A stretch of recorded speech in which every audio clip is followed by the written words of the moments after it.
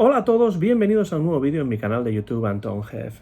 Soy Antón García Fernández y en esta ocasión les hablo desde Vigo, en Galicia, en el noroeste de España, aquí desde la casa de mis padres, donde recientemente he llegado a pasar un par de semanas de vacaciones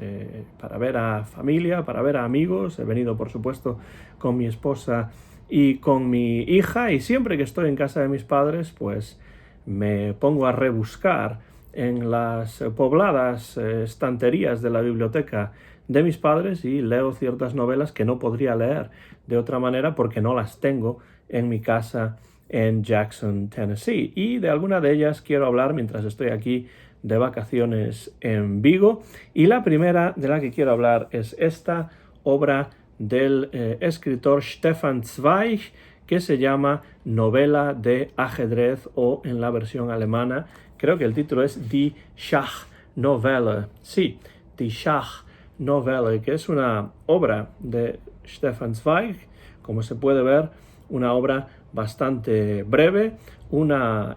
novela corta publicada en el año 1943, traducida por Manuel Lobo y publicada por la editorial Acantilado de Barcelona en el año 2001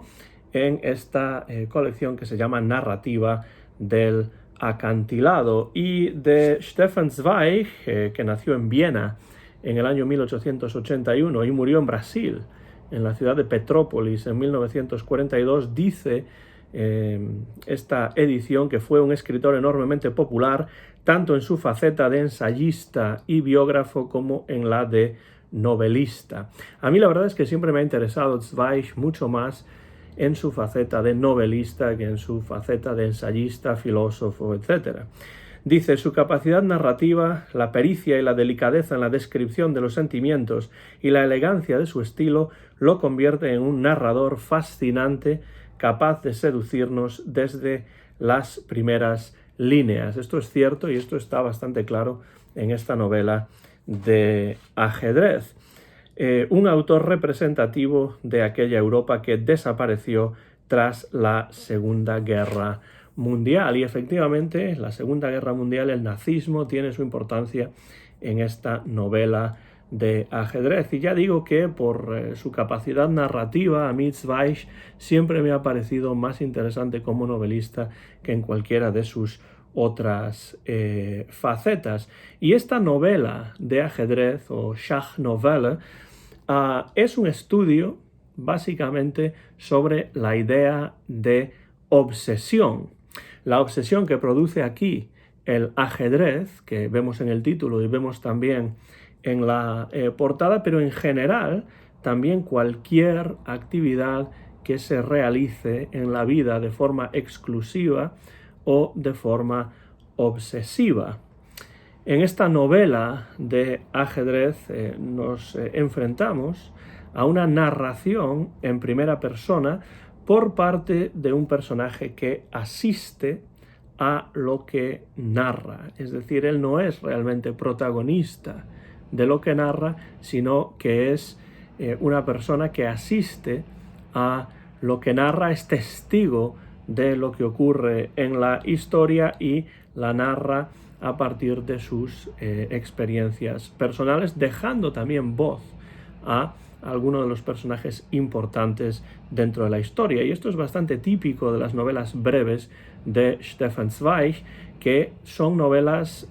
desde luego, en las cuales las historias suelen llevarnos a, en cierto momento, un monólogo de un personaje principal en la novela que ocupa buena parte de las páginas de la historia. En este caso, la acción ocurre a bordo de un transatlántico que parte de Nueva York y se dirige a Buenos Aires, y en ese transatlántico viaja Mirko Czentović, que no es el narrador de la historia, pero que es campeón mundial de ajedrez. Y a este hombre lo describe el narrador, que es uno de los pasajeros en este transatlántico, como una persona obsesiva, este Chentovich, que solamente es capaz de expresarse a través del ajedrez. Y para él, el ajedrez representa una forma de vida, en el sentido más material de este concepto, porque para él el ajedrez es un medio para adquirir beneficios económicos. Siempre piensa en este juego, siempre piensa en esta actividad como una manera para conseguir una retribución de tipo económico. En cuanto a Chentovich, el campeón mundial de ajedrez, un personaje totalmente obsesivo con el ajedrez, pero también nos encontramos a un personaje llamado McConnor, que es un escocés que el narrador describe como un hombre de negocios, fanfarrón e impulsivo, que en cierto momento reta a Chentovich, que solamente juega al ajedrez por dinero. Pues este McConnor, el escocés, que no es, por supuesto, tan gran jugador como Chentovich, pero que tiene dinero y quiere pagarse el capricho de jugar contra un campeón mundial, reta McConnor a Chentovich a una partida de ajedrez por la que paga la nada despreciable cantidad de $250. Por supuesto, Chentovich va a ganar con extrema facilidad la primera partida que juega, con ayuda, por supuesto, de otros jugadores de ajedrez, entre ellos el narrador, que forman todos ellos equipo para jugar contra Chentovich, pero hay una segunda partida a la que McConnor reta a Chentovich después de que este último le gana, y en la segunda partida es cuando realmente la trama empieza a complicarse un poco, empieza a avanzar, porque aparece inopinadamente el misterioso señor B. Y vemos que es un personaje que no tiene realmente nombre, sino que tiene una inicial, la inicial de su apellido, y este señor B ayuda, sin que nadie se lo pida, a los presentes a jugar esta segunda partida con Chentovich, y consigue la proeza de hacer tablas frente a todo un campeón mundial, lo cual va a llevar a Chentovich y a estas personas a fijar una nueva partida para el día siguiente. Pero entre que pasa ese tiempo necesario para que llegue el día siguiente y la partida pueda tener lugar, lo que sí tiene lugar es una conversación, y ahí tenemos cómo en esta novela, en principio narrada en primera persona por el narrador principal, este narrador principal deja espacio para que tome la voz que empieza a hablar es la voz de este señor B. Y a través de esta conversación entre el narrador y el señor B es como comprendemos por qué el señor B es capaz de jugar con esa pericia al ajedrez. Y entonces descubrimos que este misterioso señor B, siempre hay un cierto elemento de misterio en muchas de estas novelas breves de Stefan Zweig. Descubrimos que este señor B es un noble vienés que en estos momentos está en este transatlántico escapando de los nazis. Y entonces el señor B toma la palabra y cuenta de una manera bastante detallada cómo se aficionó al ajedrez, porque es misterioso que este personaje, que no sabemos exactamente quién es, tenga la capacidad de jugar tan bien al ajedrez como para hacer tablas en medio de una partida, además, porque ni siquiera la comenzó él, con todo un campeón mundial como Chentovich, y entonces le cuenta al narrador sus peripecias que lo han llevado a convertirse en un buen jugador de ajedrez, aunque parece que ya llevaba mucho tiempo sin jugar, y tiene que ver con su experiencia con los nazis cuando fue capturado y torturado por ellos. El ajedrez se convirtió, en el caso del señor B, no en una manera de conseguir dinero, no en una manera de lograr una retribución económica, sino ante esa tortura psicológica a la que fue sometido con la intención de extraerle cierta información que interesaba a sus enemigos. El ajedrez se convierte en una forma de supervivencia. No voy a entrar en cómo ocurre esto, para ello tienen el libro que yo recomiendo que busquen y que lean, pero el ajedrez para el señor B no es una manera de ganar dinero, sino que es una manera de sobrevivir, de sobreponerse a la tortura psicológica a la que estaba siendo sometido. Y el ajedrez, como forma de supervivencia para este personaje, acaba convirtiéndose también en obsesión. Recordemos que esta novela es un estudio sobre la idea de obsesión, sobre la temática, sobre el tema de la obsesión, porque la obsesión con el ajedrez es aquello que comparten Chentovich y este señor B, aunque proceda de causas diferentes. Son dos personajes que llegan a una semejante obsesión, en este caso con el ajedrez, pero por vías distintas, por razones distintas, incluso diría que con objetivos diferentes también.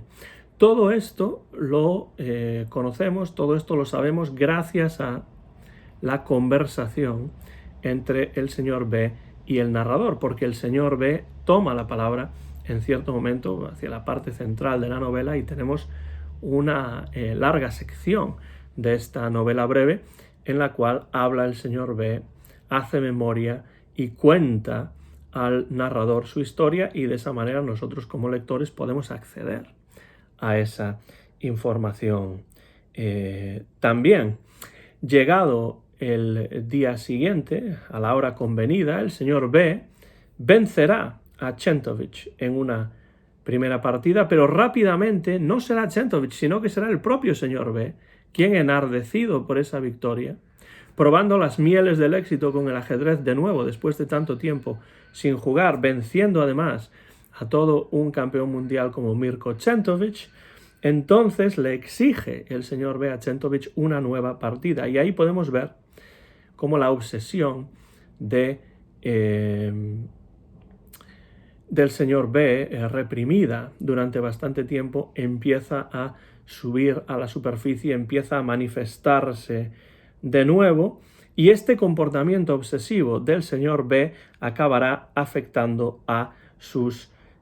facultades mentales. En la última parte de la historia